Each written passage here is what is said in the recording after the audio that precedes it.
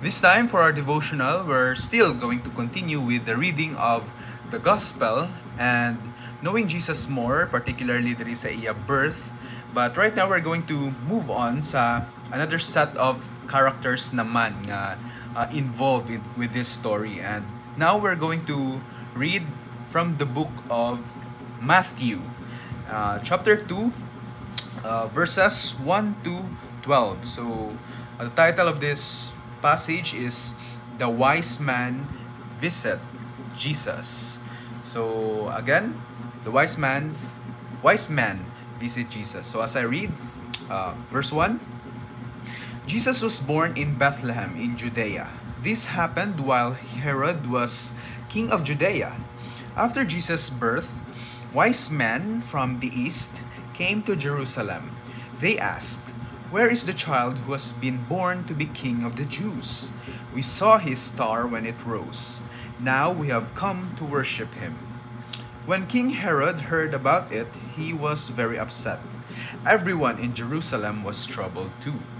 So Herod called together all the chief priests of the people. He also called the teachers of the law. He asked them where the Messiah was going to be born. "In Bethlehem in Judea," they replied.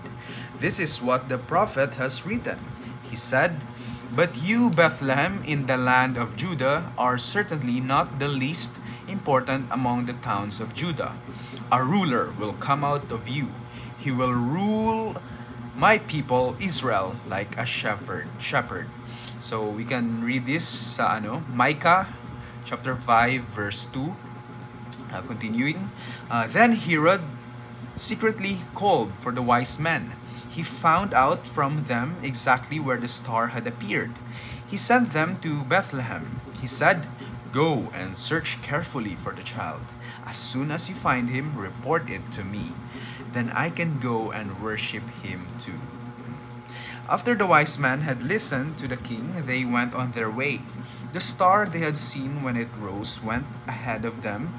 It finally stopped over the place where the child was. When they saw the star, they were filled with joy. The wise men went to the house where they saw the child with his mother Mary. They bowed down and worshipped him. Then they opened their treasures. They gave him gold, frankincense, and myrrh. But God warned them in a dream not to go back to Herod. So they returned to their country on a different road. So may God bless the reading of His living word. And so this time again, this is about sa wise man visiting Jesus. So for context, unlike some other siguro misinterpretation and misconceptions nga do same lang ang day, same lang ang time, or siguro week nga natabo tong sa atong previous devotionals ang shepherd nga nagkadto sa ila Mary, or even ang birth, ang actual birthday ni Jesus is not the same with this story sa wise man visiting Jesus, because historical evidence suggests, kung i-search natin hindi same day or week or even month nga nag-visit ng wise man, but months after na. And so pwede natin mahambal nga pag-visit sa wise man sa ila Mary, ila Jesus, wala na dito sa manger si Jesus. Siguro na siya, hindi pa man months, so basta hindi na siya newborn, kumbaga pa na siya, months old. And so continuing diri, makita naton ang ayan, kagina pagid na ko mentioning term nga wise man, di ba? But let us interpret diri kung paano nahimo wise man, or paano na label wise man ning mga men nga ni, di ba? Aside from being for short context, aside from being from the east, meaning ni sila from Babylonia, from another country, hindi na siya from Jerusalem, or some historical evidence suggests pagid ni sila Zoroastrians. And kung makita naton back to the book of Daniel, makita natin nga, di ba, si Daniel nahimo siya chief of wise men. And so pwede ma-imply nga ning mga wise men nga ni subong halin ni sila dito sa siguro may na-inherit sila from Daniel, syempre mga prophecies ni Daniel, diba? Daniel the Dreamer, may mga prophecies si Daniel na about kay Jesus kid, about sa coming Messiah. And so, muna man ang very reason kung why halin pa outside sa Israel mismo ang naka-interpret or kung sino pa ang ready, kumbaga pa, di ba? Outside Israel pa ang ready sa pag-abot ni Jesus. Who would have thought na muna ang matabo? And evident din siya diri sa verse 1, di ba?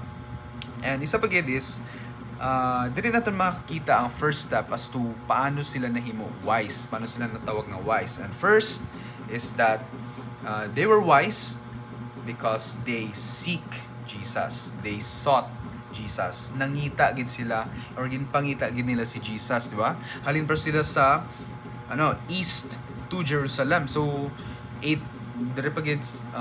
other sources suggest nga 8 kilometers away from Jerusalem pa sila, east away from Jerusalem. So nag-effort gid sila pakadto diri sa Jerusalem, and ang pinaka-intention nila is to seek Jesus. And gid diri makita gid nato sa ila dialogue nga where's the king of the Jews, di siya makita because nakita nila ang star daw, di ba? And one thing pagid nato na ma-notice there is a star is that hindi ni siya ordinary star. Some sources suggest nga heavenly body ni siya. And so, though literal nga heavenly body nga halin gid kay Lord, because in the later passage makita natin nga ang star nga ni nag-stop over sa balay nga kung diin si Jesus. So, may star ba nga maka-obra sina? So, another is that makita natin diri ang attitude or ang reaction, response ni Herod. And note na si King Herod is halin siya sa lineage ni Esau sa Genesis, di ba? Esau and Jacob. Bala natin dito sa story nga si Jacob ang nahimo king or successor ni Isaac, di ba? But diri halin si King Herod, and Edomite siya, muna ang term sa ila, Edomite. And diri, just like as to kung ano ang natabo kay Esau nga ang iya supposed inheritance na makuha niya sa iya father is na hatag kay Jacob, muni man ang matabo kay King Herod na because lang man ni siya, appointed by the Emperor of Rome na may mo king, di ba? Sa Israel and Judea, di ba? And so, muna man ang matabo sa iya, di ba? Fake lang siya nga king, though puppet lang siya sa Rome. And dire, makita pagid natin nga, even ang Jerusalem, isa ka pinaka-sad detail is, pati ang Jerusalem is hindi ready sa pag-abot ni Jesus. And so, muna man ang, even subong modern day, di ba? Makita pa natin ang mga so-called Christians, sila pang mga skeptical sa revelation ni Lord, sila pang wala gid kapati sa revelation ni Lord. And, di ba? Makita gyapon as sa subong na inherit man nga attitude. And dire makita natin nga nagpatawag ng Herod ng priests, scribes, teachers of the law, and na-point out nila specifically sa book of Micah chapter 5 verse 2 na halin sa Bethlehem gid ang Messiah. And dire na fulfill gid, di ba? Fulfill ni Jesus. And one detail din nga nakahambal gid sa Micah 5:2, and I think na hambal man nato ni sa previous devotional is that gid para sa mga people at that time wala gid daw mag-come out nga maayo sa Bethlehem, di ba? In their own judgment, human judgment. But makita naton nga grabe gingamit gid ni Lord ang Bethlehem despite that human judgment or sa ila daw misconception nga wala gid maayo daw mahalin sa Bethlehem. And makita natin diri nga grabe ka intentional gid si Lord 700 years before the actual birth of Jesus, exactly pinpoint niya gid kung diin mahalin si Jesus. And dire makita natin nga gid in the case of Herod and the wise men, makita gid nato ng and even ng scribes and priests gani na despite niya nabalaan na nila nga ara sila scrolls ang prophecies, di ba? Despite knowing diri lang nga magabot ni makalatabo ni in the future, wala sila ginubra, hindi prepared ang Jerusalem, and that is one of the sad details na makita naton. And kung sino pa ang ara sagwa sa Jerusalem nga mga karing Zoroastrians na nahambal ko kagina, sila pa ang ready. And so that is just one of the key principles na indeed it's not about knowing, it's not about the knowledge, but it's the state of the heart ang gusto ni Lord sa aton. Mo to ginang, di ba? Heart ginang apas ni Lord from us. And dire makita pagid naton nga na tanan ni nakalatabo, and naghambal pagid si Herod nga ihambal do sa iya kung diin para maka-worship man daw siya. Diba? But fake na siya. And dire makita naton pagid nga nagkato ng wise man, antong hambal ko kagina nag-stop over gid tong star nga guide nila sa balay kung diin si Jesus. Diba? So hindi na siya ordinary star lang. All si God ginitanan, diba? Father ginitanan nag-orchestrate. And dire makita naton nga ang second part as to how kita mahimo wise. Paano kita matawag nga wise? And that is to worship. Diba? Kagina, we seek. Then second is, syempre, to worship Jesus. And then makita natin ni siya sa ginubra sang wise man. Diba? Nag-bow down sila, nag-worship sila kay baby Jesus. Imagine. And naghatag sila gold, frankincense, and myrrh. And dire, medyo malaba na gina natin devotional subong, but important din siya nga mga symbols as to nga gin-mention gini sa Bible ini nga detail nga gold, frankincense, and myrrh ang ginhatag sang wise man. First is gold, diba? Pinaka common sense na siguro pinaka hapos mabalaan nga symbol is that gold represents royalty and the kingship of Jesus, diba? Kaya muna gid man siya. Second is ang frankincense. And related ni siya sa symbol of worship and sacrifice sa Old Testament, anong frankincense. And so, si Jesus symbolizes man sa pagka high priest ang iya divinity, di ba? Nga kung ano siya, nga ginpadala siya, anong role niya.